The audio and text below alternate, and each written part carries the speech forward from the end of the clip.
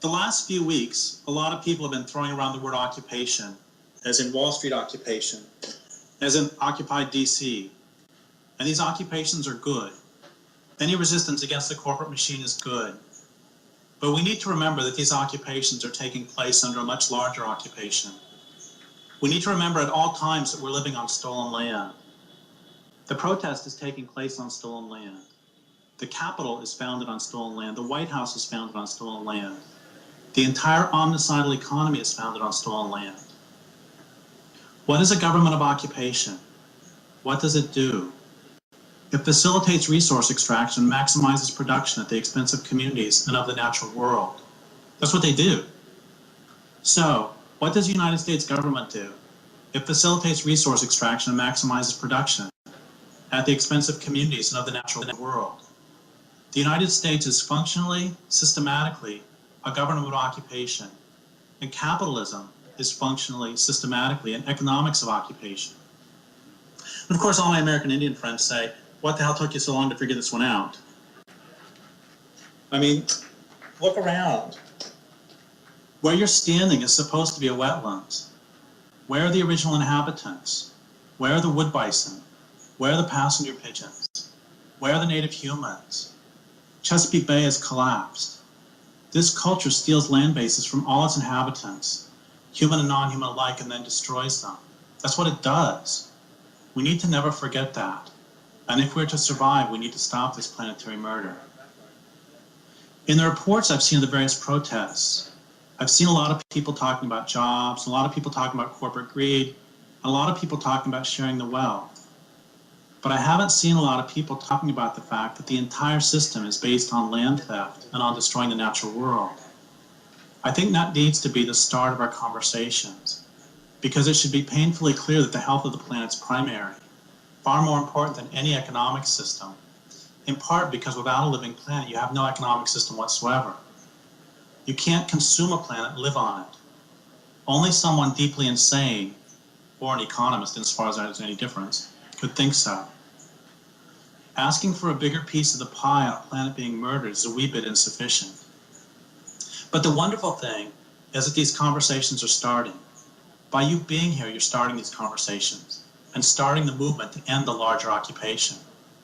So I guess I'd really like to start by thanking you for being here, by thanking all the protesters, thanking all the revolutionaries, thanking all of you who are here doing this good and great thing, this honest and true thing, this mighty and righteous thing.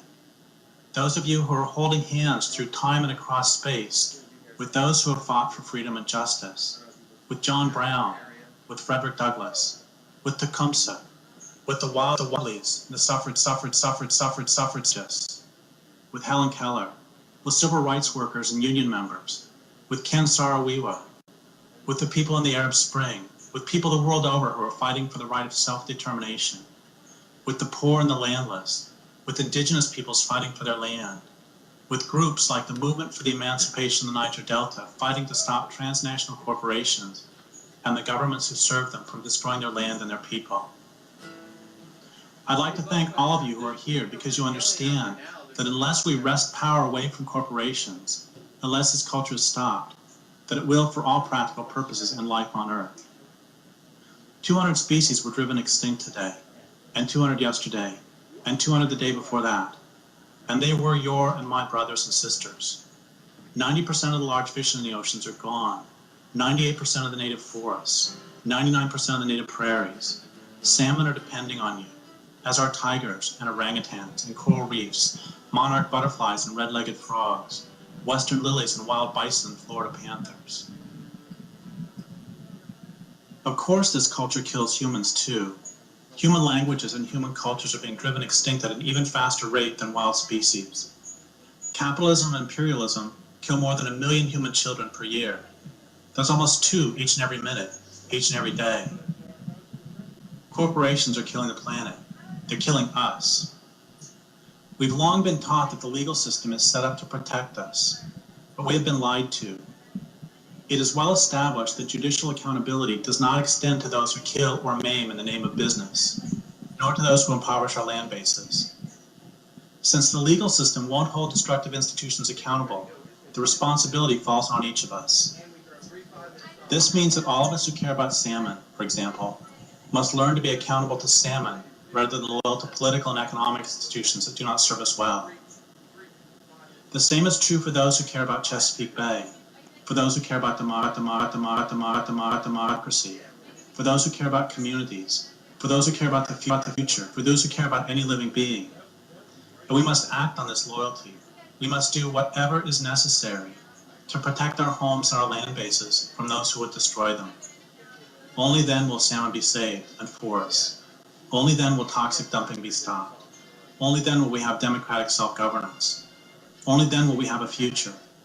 Because allowing destructive economic or political entities to destroy our land base is not merely unethical and unwise, but suicidal. The Declaration of Independence states that whenever any form of government becomes destructive of these ends, life, liberty, and the pursuit of happiness, it is the right of the people to alter or abolish it. It would be more precise, however, to say that it is not the right of the people, nor even their responsibility, but instead something more like breathing, something that if we fail to do, we die. If we as a people fail to rid our community of destructive institutions, these institutions will destroy our community. And if we as a community cannot provide meaningful and non-destructive ways for people to gain food, clothing, and shelter, then we must recognize it's not just specific destructive institutions, but the entire economic system that is pushing biological systems past breaking points. Once we recognize the destructiveness of this economic system, we have no choice, unless we wish to sign our own and our children's death warrants, but to fight for all we're worth and in every way we can to overturn it. There is nothing else to do.